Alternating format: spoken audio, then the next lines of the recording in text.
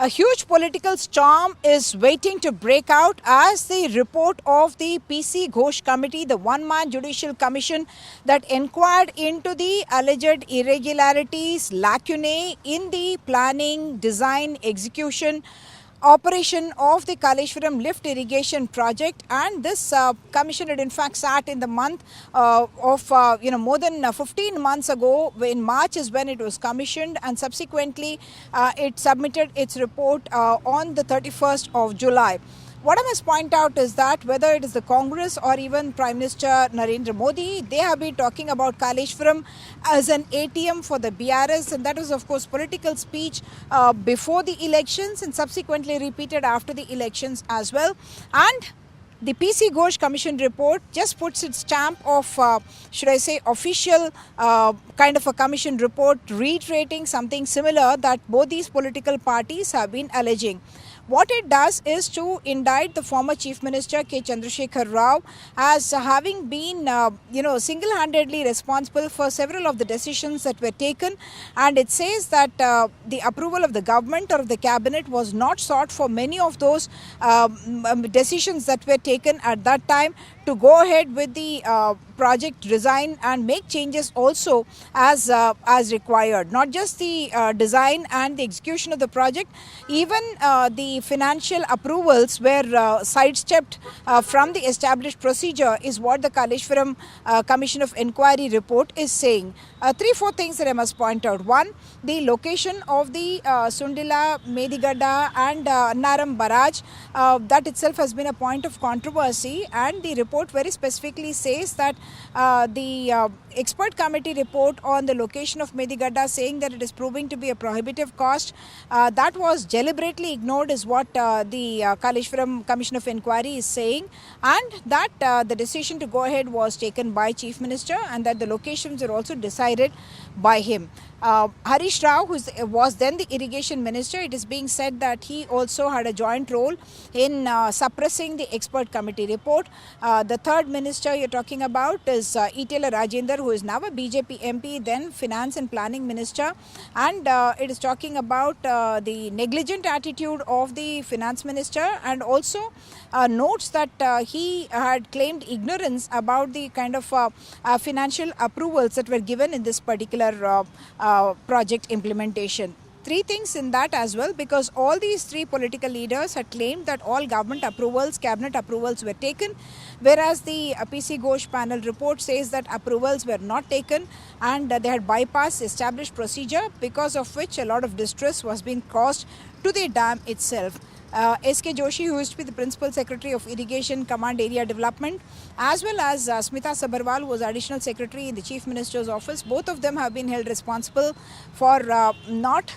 following proper government procedure and for not making all these decisions go through the cabinet before they are implemented. So in terms of bypassing and being negligent is what they are all being blamed with. There is also a slew of officers of the Irrigation Department and other departments who have been named in the report, and there is malafide being ascribed to them, and that is also corroborated by a vigilance and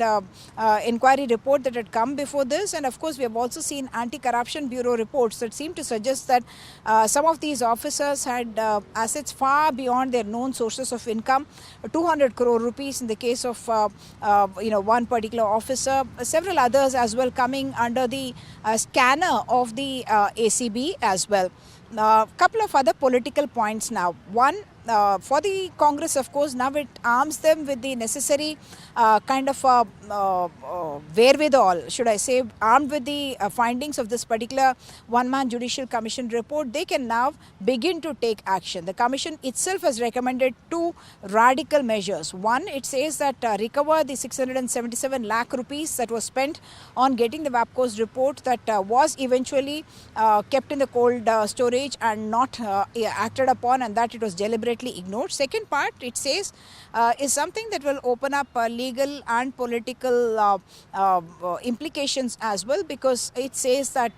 it needs to be further probed about the financial irregularities and other kinds of irregularities that happened in order to establish criminal liability. The third aspect is talking about the escalation in the cost of the project from 38,500 crore rupees to 71,000 crore rupees to finally 1,10,000 crore rupees in 2022. And she says that a lot of the escalation is unjustified, and in fact says that something that was meant to be the lifeline of Telangana became a colossal waste of public money, and for which accountability will now have to be established as well. For the BRS, this comes at an inopportune time when they are already fighting battles within the family, with the daughter in a sense taking on the rest of the BRS party and even beginning to attack some of the senior ministers in the or the former ministers in the BRS, leadership in the BRS, and saying that they had incited some inappropriate comments against her, and she has been in a sense shadowboxing. She has been talking about her brother without mentioning him at all, that he may be also responsible for some of the manner in which she has been treated on social media, that she is being targeted and so on. She has spoken about a coterie around the former chief minister, and suggesting that they are controlling what is happening, and blaming them also for a leak of a letter that she had written to her father about the affairs of the party. So at a time when they are battling these internal fires, and also at a time when local body elections are coming up, that is when this PC Ghosh Commission report is becoming public, and therefore the government would be acting based on 1, the PC Ghosh Commission report, 2, the vigilance report, 3, the ACB reports, and of course the National Dam Safety Authority report as well. All of them arms the government to be able to use that in also the political campaign that will come ahead of the local body elections that the High Court has said must be decided upon before the 30th of September, and therefore not just in the rural Telangana, where of course the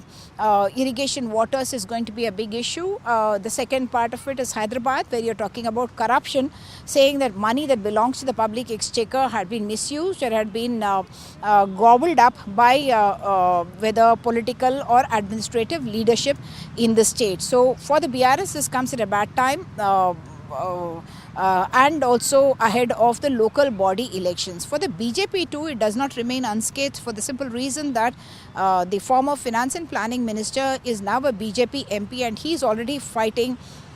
having some internal squabbles with other leaders in the BJP. We saw a recent kind of clash between him and Bandi Sanjay and others, and therefore for the BJP it is a little embarrassing or a little inconvenient to talk about Kaleshwaram when one among them, a BJP MP, in fact Eatala Rajender, is also being named or blamed for the kind of irregularities that have happened in the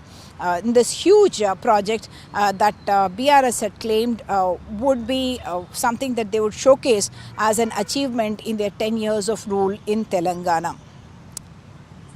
Keep watching this space for more updates on Kaleshwaram and what happens to the project implementation. There is also a bit that I must add here. Those firms that were involved in the implementation of this, or rather the construction of these projects, Medigadda or Annaram and Sundilla, those firms have also been made responsible, and it has been